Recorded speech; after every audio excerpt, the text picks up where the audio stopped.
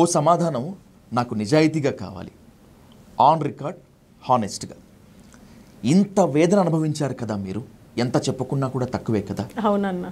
నిజంగా జగన్మోహన్ రెడ్డి మీకు అండగా నిలబడ్డారా? డెఫినెట్గా. ఎలా?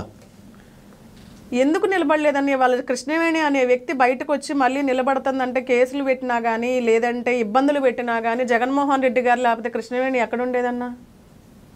పార్టీలో ఎంతమంది ఇబ్బంది పడుతున్నారు?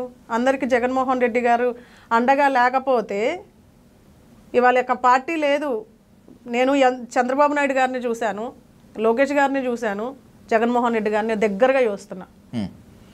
ఇవాళ పార్టీలో ఉన్న ప్రతి వ్యక్తి వచ్చి ఆయనతో బాధలు చెప్పుకుంటున్నారు. ప్రతి వ్యక్తికి ఆయన ఆర్థికంగా సహాయం చేస్తున్నారు. సాధ్యమైనంత వరకు ఒక పార్టీని నిలబెట్టాలంటే ఎంతవరకు కష్టపడాలి, కార్యకర్తల కోసం నేను ఎంతవరకు అండగా నిలబడాలి, నా వల్ల కార్యకర్తలు ఇబ్బంది పడకూడదు, నేను ఇబ్బంది పడినా పర్లేదు కానీ నా వల్ల నా ఈ పార్టీ వల్ల ఏ కార్యకర్త ఇబ్బంది పడకూడదన్న ఒకే ఒక ఉద్దేశంతో ఆయన ప్రతి ఒక్కరికి నిలబడుతున్నారు. నా విషయంలో పర్సనల్గా ఆ పాప ఇబ్బంది పడింది, ఎంత కష్టమైనా పర్వాలేదు, ఎంత ఖర్చు అయినా పర్వాలేదు, ఇమీడియట్లీగా తీసుకురండి అని మినిట్ టు మినిట్ అప్డేట్ తీసుకోకపోతే కృష్ణవేణి లేదన్న ఇవాళ.